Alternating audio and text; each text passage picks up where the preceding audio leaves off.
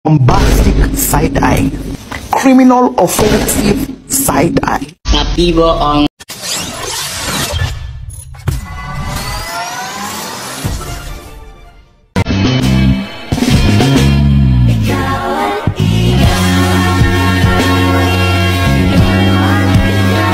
Assalamualaikum warahmatullahi wabarakatuh. Perkenalkan, nama saya Adna Asri Aisyah dan saya Alfiana Hidayah.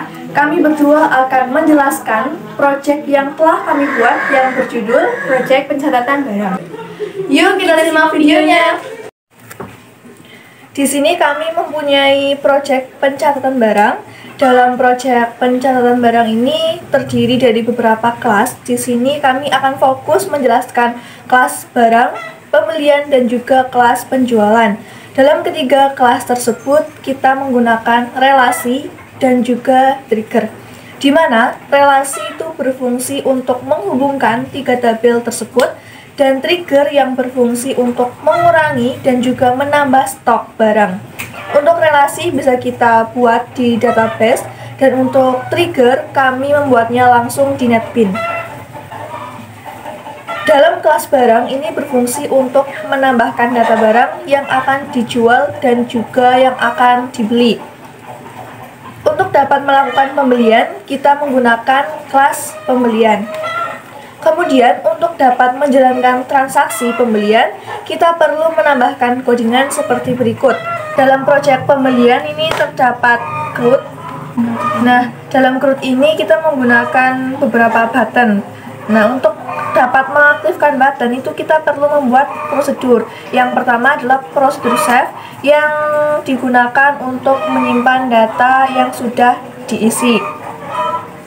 Dalam prosedur save atau simpan data, kita juga menggunakan percabangan if else, di mana kondisi pertama, jika data yang kita inputkan itu sesuai, maka data akan berhasil ditambahkan, dan jika data yang diinputkan itu tidak sesuai, maka data akan gagal ditambahkan. Yang kedua, itu terdapat prosedur update yang berfungsi untuk mengedit data yang akan diubah. Yang ketiga, itu terdapat prosedur delete yang digunakan untuk menghapus data yang akan dihapus. Dalam prosedur delete ini juga akan tampil J option pane, konfirmasi dialog, yaitu iya atau tidak.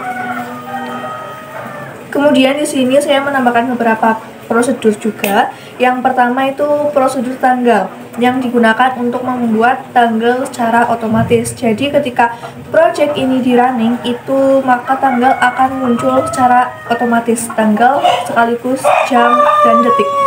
Yang kedua itu terdapat prosedur auto number agar nomor pembelian dapat muncul secara otomatis dan berurutan juga. Dan jangan lupa juga kita memberikan prosedur tabel pembelian agar data yang ditambahkan dapat masuk ketika data disimpan. Di kelas pembelian, saya menambahkan tabel barang agar nantinya saat melakukan transaksi pembelian dapat langsung terlihat di runningnya. Dan berikut ini adalah hasil runningnya. Kita akan mencoba mengisikan suatu data pada tabel pembelian. Pertama, kita klik new. Kemudian pada tabel barang, kita pilih barang yang akan kita beli. Kemudian isi no supplier sampai dengan hutang. Kemudian kita save. Data berhasil ditambahkan.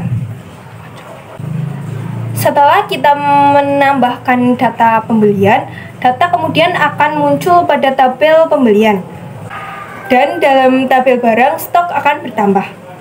Kemudian terdapat text field cari untuk melakukan pencarian data pembelian. Kita akan mencoba untuk mencari suatu data. Secara otomatis ketika kita memasukkan namanya, itu sudah otomatis akan muncul. Nah, seperti ini. Di codingan ini juga terdapat prosedur text field false untuk mengaktifkan dan menonaktifkan text field di running.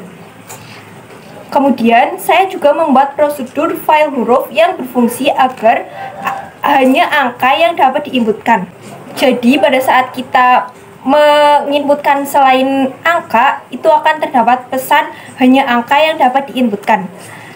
Yang terakhir, jangan lupa untuk setiap prosedur kita panggil ke prosedur yang kita butuhkan, seperti prosedur tanggal dan auto number kita panggil di prosedur pembelian, dan panggil juga button save, update, delete, enable files untuk menonaktifkan tag field.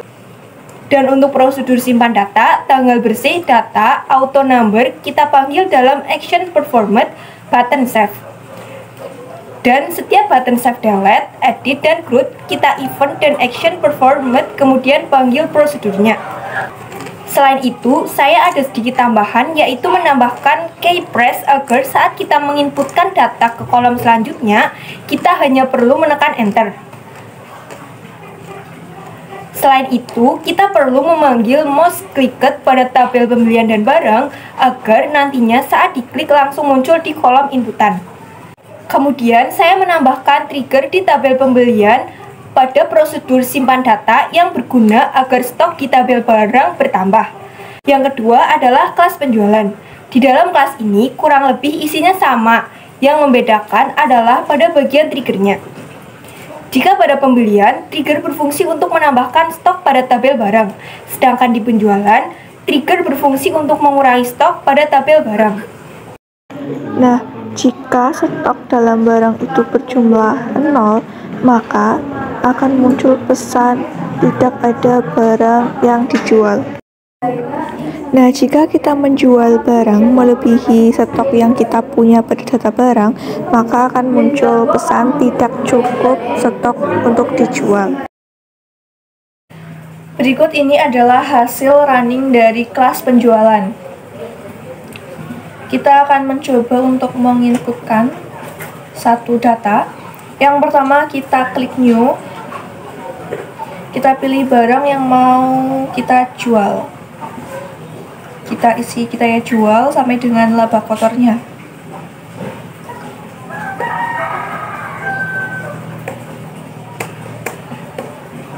Setelah itu kita klik save, maka akan muncul pesan data berhasil disimpan.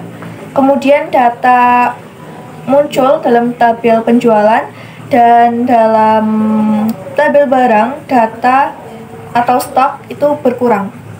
Sekian penjelasan dari kami, kurang lebihnya mohon dimaafkan. Semoga video ini dapat mudah dipahami dan bermanfaat untuk teman-teman sekalian.